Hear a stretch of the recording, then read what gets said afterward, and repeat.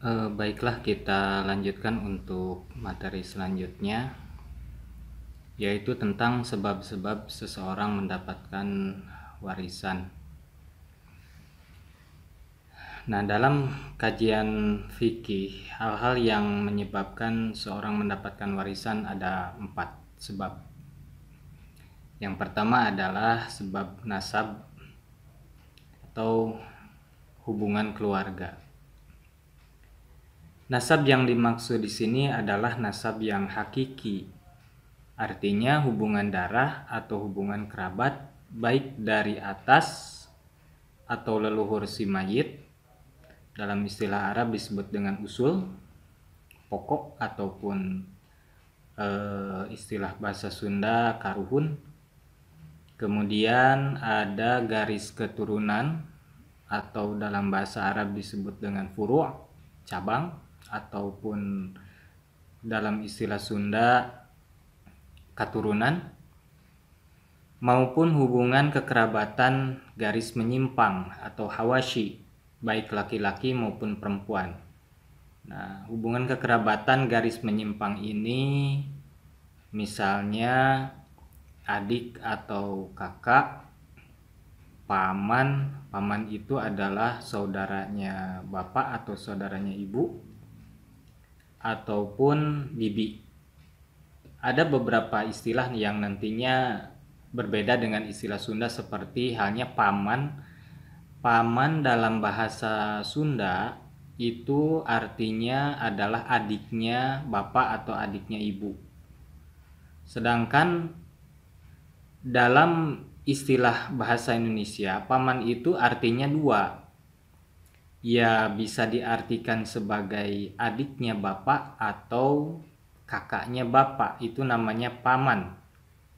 Nah, dalam istilah Sunda, kakaknya bapak itu namanya uwa. Ini perlu sekali dipahami bahwa yang dimaksud dengan paman dalam bahasa Indonesia adalah saudara bapak atau saudara ibu, baik kakak ataupun adik, istilahnya paman. Nah, contohnya seperti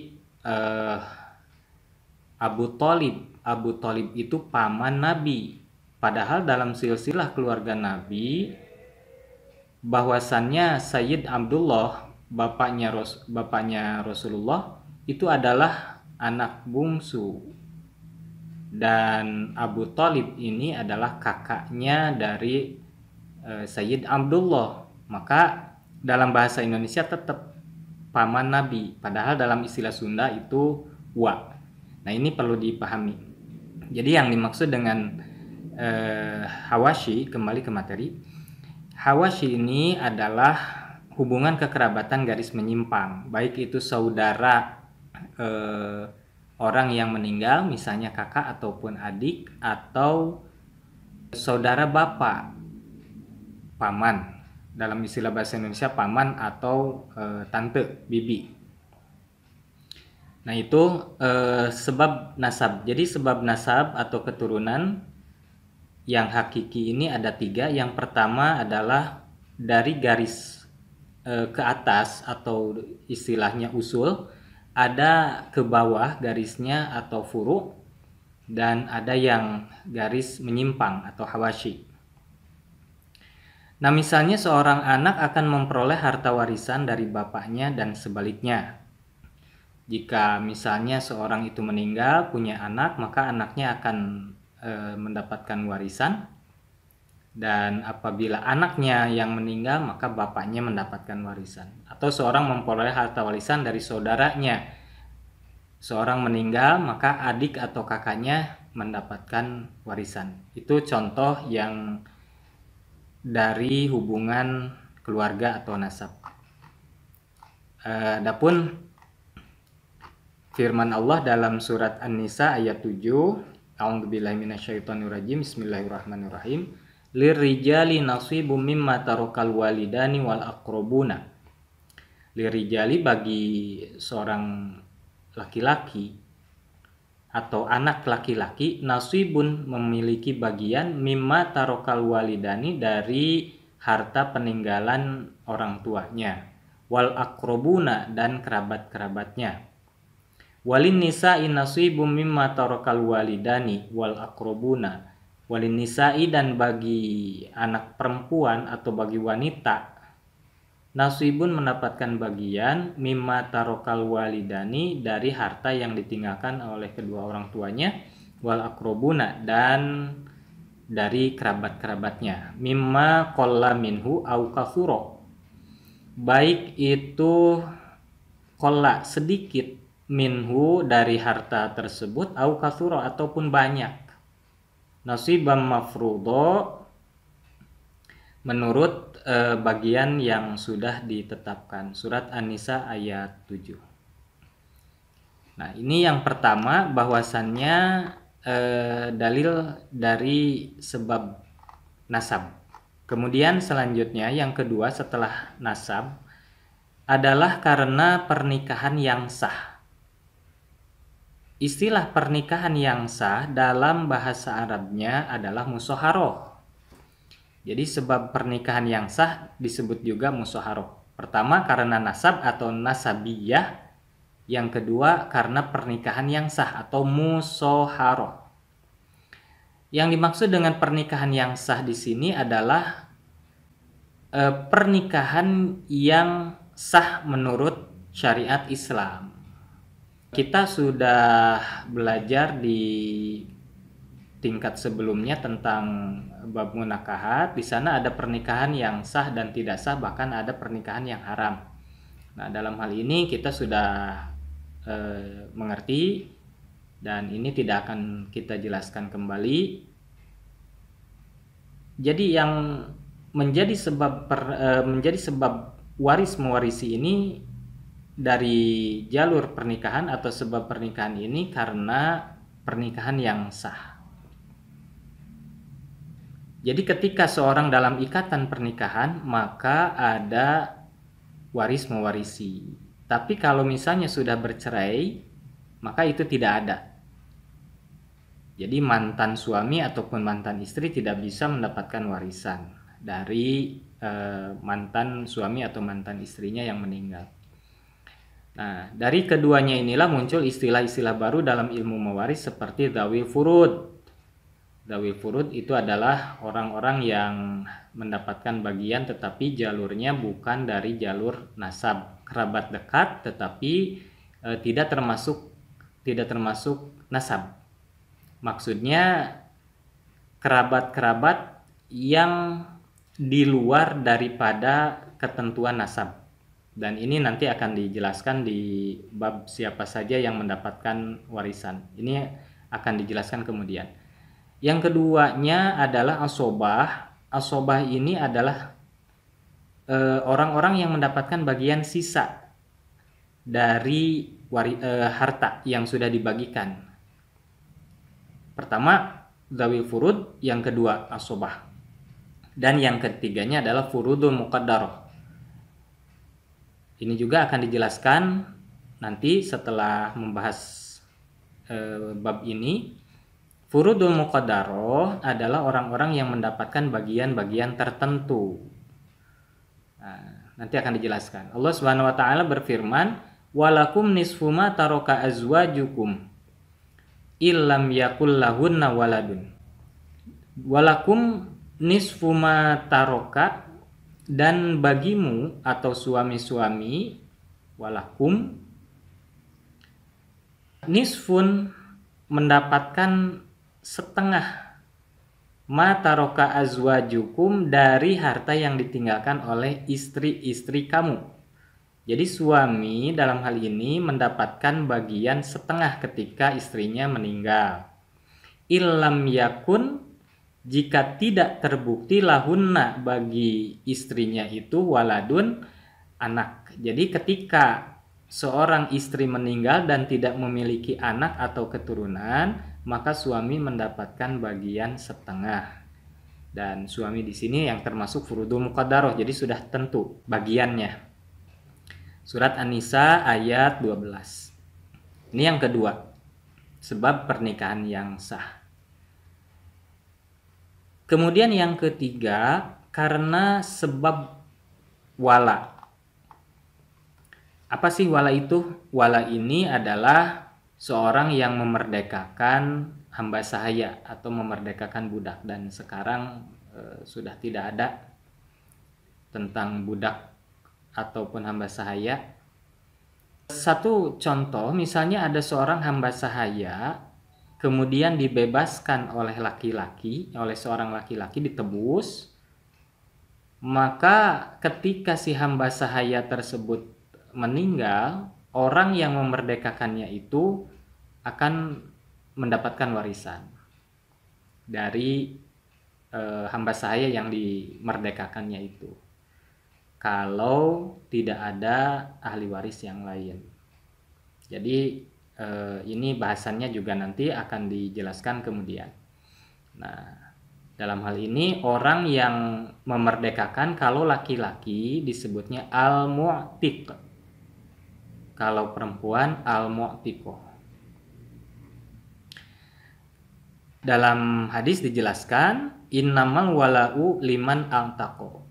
Innamal wala'u, sesungguhnya wala itu, liman a'taqo, diperuntukkan bagi orang yang memerdekakan. Rawahul Bukhariyu, diriwayatkan oleh Imam Bukhari. Kemudian al-wala'u luhmatun kaluhmatin nasabi.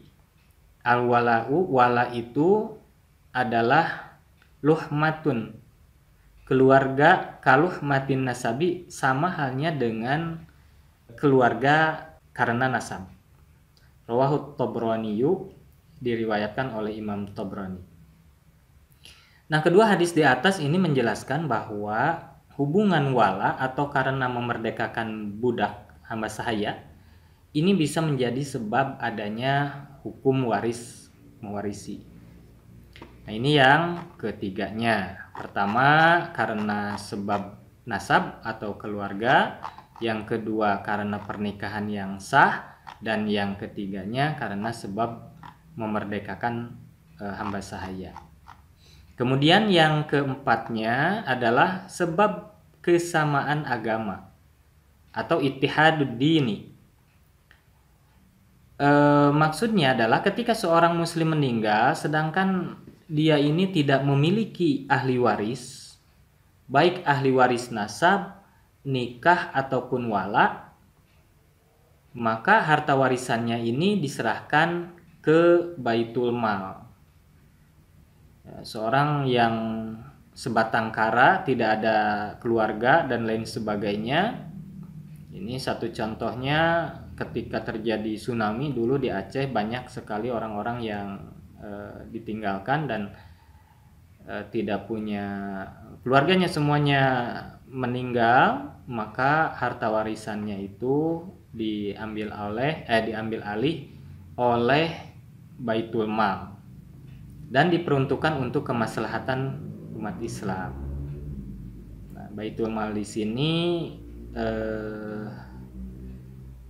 banyak sekali pengertiannya. Di antaranya Baitul Mal ini adalah satu lembaga yang bergerak dalam bidang kepengurusan harta umat. Banyak orang yang menyebutkan bisa DKM, bisa madrasah dan lain sebagainya, karena di negara kita ini Baitul Mal ini menjadi suatu hal yang banyak sekali macamnya. Berbeda dengan negara-negara lain yang memang sudah ditentukan negara memiliki khusus Baitul Mal.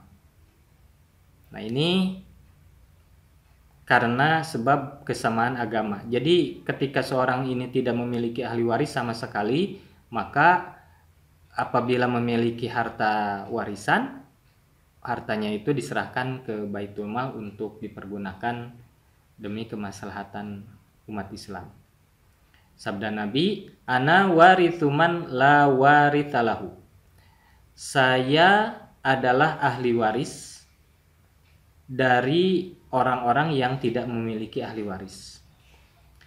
Rawahu Ahmad wa Abu Dawud, diriwayatkan oleh Imam Ahmad dan Imam Abu Dawud. Maksud hadis di atas adalah bahwasannya Rasulullah menjadi perantara penerima harta waris dari siapapun yang meninggal, sedangkan ia tidak memiliki ahli waris.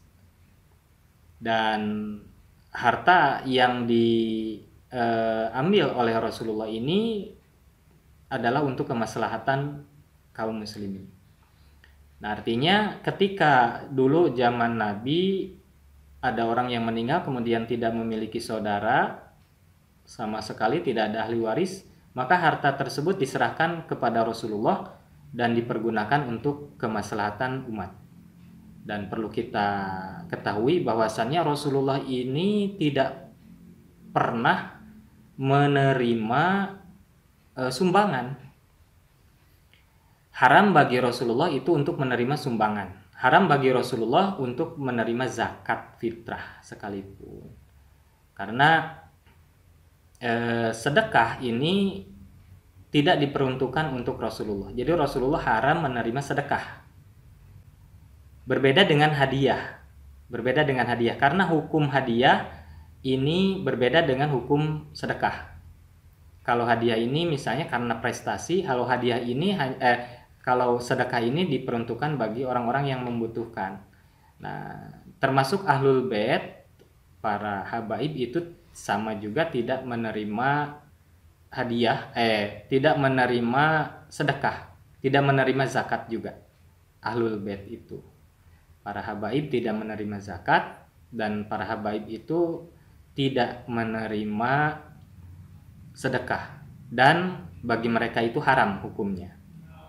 Nah, terkecuali tidak untuk pribadi, tetapi digunakan untuk kemaslahatan. Misalnya sedekahnya dari orang-orang itu untuk pembangunan lembaga yang dipimpin oleh para habaib itu boleh karena tidak digunakan untuk pribadi, melainkan untuk kemaslahatan umat juga. Nah, itu. Jadi dulu ketika Rasulullah ada, harta warisan yang tidak memiliki ahli waris itu diserahkan kepada Rasulullah. Nah, ini yang keempatnya tentang kesamaan agama atau hubungan kekerabatan seagama. Jadi sebab waris mewarisi ini ada 4. Pertama karena hubungan nasab, dan nasab ini terbagi menjadi 3, ada usul ataupun leluhur, karuhun, ada furu, keturunan atau anak dan selanjutnya cucu ke bawah, maupun hubungan garis menyimpang atau hawashi, saudara, baik saudara dari orang yang meninggal ataupun saudara dari orang tuanya, bapaknya. Nah, kemudian yang keduanya karena pernikahan yang sah atau musyawarah selama ikatannya masih terjalin dan pernikahannya sah. Kemudian yang ketiga karena memerdekakan hamba sahaya atau al-wala. Kemudian yang keempatnya karena kesamaan agama atau sesama kaum muslimin. Nah, kemudian kita lanjutkan hal-hal yang menyebabkan seorang tidak mendapatkan harta waris atau hal-hal yang menggugurkan seseorang tidak mendapatkan warisan. Nah, ada juga selain daripada tadi yang berhak, ada yang menjadi tidak berhak. Dan tidak berhak ini bukan maksudnya seorang ini tidak termasuk ahli waris. Tetapi dalam hal ini orangnya memang ahli waris, tetapi karena sesuatu hal ia tidak mendapatkan warisan. Nah, orang yang terhalang mendapatkan warisan disebut dengan mamnu'ul irth atau mahjub bil wasfi. Mamnu al-irth maksudnya adalah orang-orang yang tertolak menerima warisan, atau mahjub bil wasfi maksudnya adalah terhalang karena adanya sifat tertentu. Nah, di antaranya adalah mereka pertama pembunuh, kemudian budak atau hamba sahaya, dan ketiganya murtad, kemudian orang yang berbeda agama dengan orang yang meninggalkan harta warisnya. Nah, di sini ada murtad dan orang yang beda agama. Ini dua hal yang berbeda. Murtad ini karena seorang ini asalnya beragama Islam, kemudian keluar dari ajaran Islam, itu disebut dengan murtad. Dan orang yang berbeda agama, di sini misalnya seorang anaknya beragama Islam dan orang tuanya non Muslim, maka itu namanya berbeda agama. Secara rinci kita akan bahas dalam kategori mamnu'ul irti. Pertama adalah pembunuh atau istilahnya al-qatil. Orang yang membunuh salah satu anggota keluarganya, maka ia tidak berhak mendapatkan harta warisan dari yang terbunuh. Dalam salah satu kaidah fikih dijelaskan bahwa man ista'jala syai'a qabla awanihi unqiba bihirmanihi. Man barang siapa istajala yang tergesa-gesa. Orang yang tergesa-gesa asyai'a untuk mendapatkan sesuatu qabla awanihi sebelum waktunya atau sebelum masanya, unqiba bihirmanihi, maka ia tidak diperbolehkan menerima sesuatu tersebut sebagai bentuk hukuman. Jadi misalnya seorang anak yang membunuh orang tuanya, naudzubillah, maka si anak tersebut tidak mendapatkan warisan dari bapaknya yang dibunuh oleh dia. Sebaliknya, jika bapaknya membunuh anaknya, maka si bapak tersebut tidak mendapatkan warisan dari anak yang dibunuhnya. Jadi maksudnya al-qatil, pembunuh ini adalah bukan pembunuh orang lain, tetapi pembunuh ahli warisnya. Anak membunuh bapak atau suami membunuh istri dan lain sebagainya. Mohon maaf, ini bahasanya agak frontal, tetapi seperti itulah orang-orang yang menjadi sebab terbunuhnya seseorang, maka dia tidak akan mendapatkan warisan dari ahli warisnya yang membunuh. Nah, kita tahu bahwa sebelumnya kita sudah belajar tentang bab pembunuhan atau ketika bab kisos dan lain sebagainya, walaupun ketika orang tua ini membunuh anaknya, dalam hal jinayah orang tua tersebut tidak mendapatkan kisos. Nah, tetapi dalam bab waris, orang tua tersebut ketika membunuh anaknya, dia tidak mendapatkan warisan dari yang dibunuhnya. Rasulullah SAW dalam salah satu sabdanya menegaskan bahwa seorang pembunuh tidak akan mewarisi harta yang terbunuh. Laisa lil qatili minal mirathi syai'un. Bahwasannya tidak ada atau tidaklah berhak bagi seorang pembunuh untuk mendapatkan warisan sedikit pun. Rawahun Nasaiyu wa Daruqutniyu. Diriwayatkan oleh Imam Nasai dan Imam Daruqutni. Nah, dalam masalah tidak berhaknya pembunuh mendapatkan harta warisan orang yang terbunuh, sebagian ulama memisahkan sifat pembunuhan yang terjadi.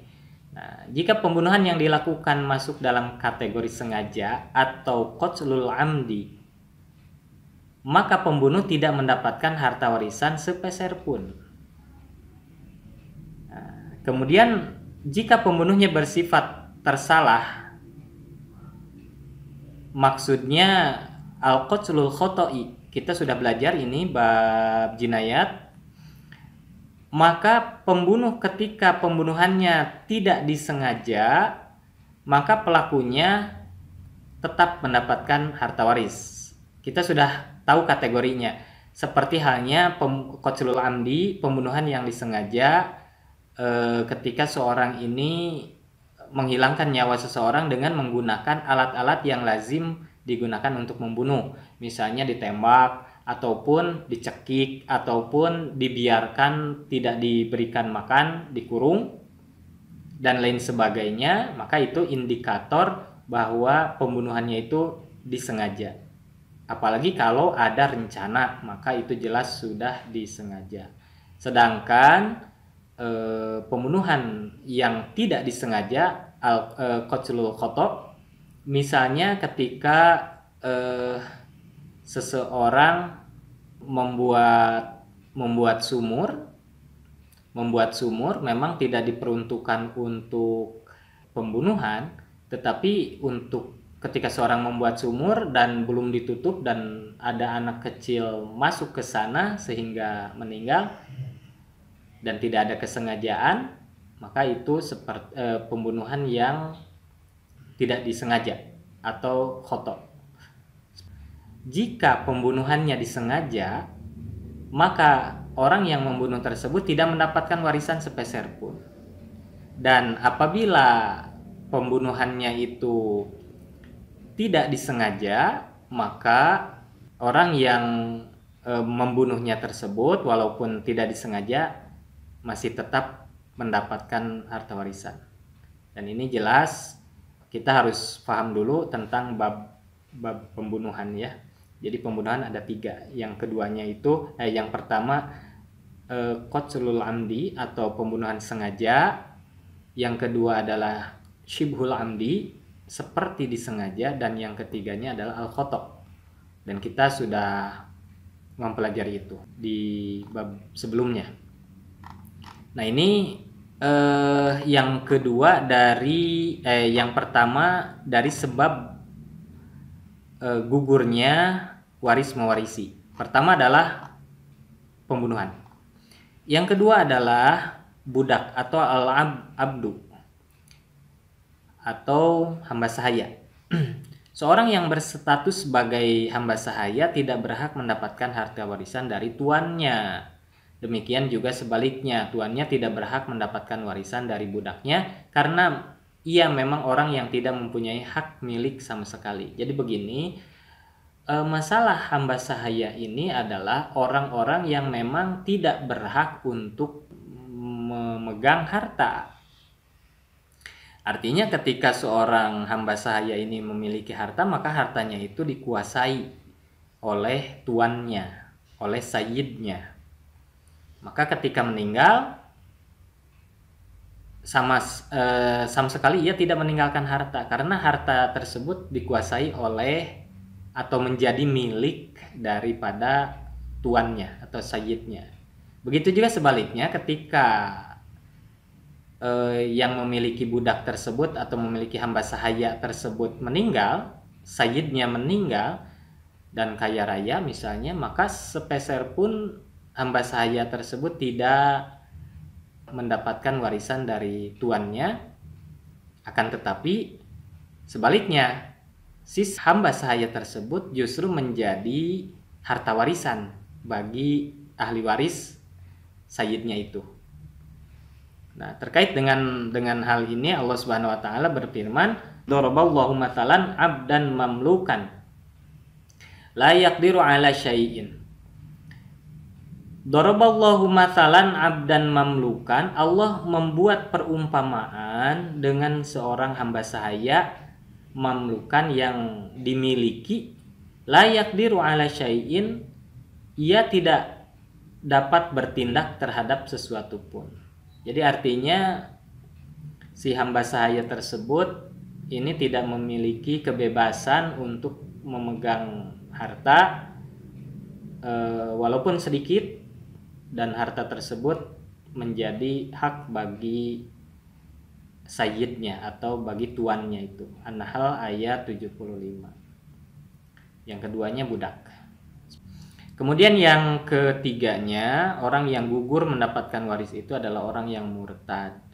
Murtad artinya keluar dari agama Islam dan tidak berhak mendapatkan warisan dari keluarganya yang beragama Islam. Demikian pula sebaliknya. Rasulullah bersabda, la yarithul muslimul kafiro. Seorang muslim tidak bisa mewariskan kepada seorang yang kafir. Wala yarithul kafiro al muslima. Dan seorang kafir tidak bisa mewariskan kepada seorang muslim. Artinya selama berbeda agama ataupun murtad itu tidak ada waris mewarisi. Muttafaqun alaih, kesepakatan para ahli hadis. Semuanya sepakat tentang hadis ini. Jadi orang yang muslim tidak mewariskan kepada orang kafir, begitu juga sebaliknya. Jadi tidak ada hubungan waris mewarisi bagi orang yang murtad. Kemudian yang keempatnya adalah perbedaan agama atau ikhtilafud dini. Orang Islam tidak dapat mewariskan harta kepada orang kafir, begitu juga orang kafir tidak bisa mewariskan kepada keluarganya yang muslim, walaupun masih kerabat atau dalam hubungan nasab. Untuk hal ini sama, ini hadisnya seperti di atas. Jadi tidak ada hukum waris mewarisi ketika seorang ini berbeda agamanya. Nah,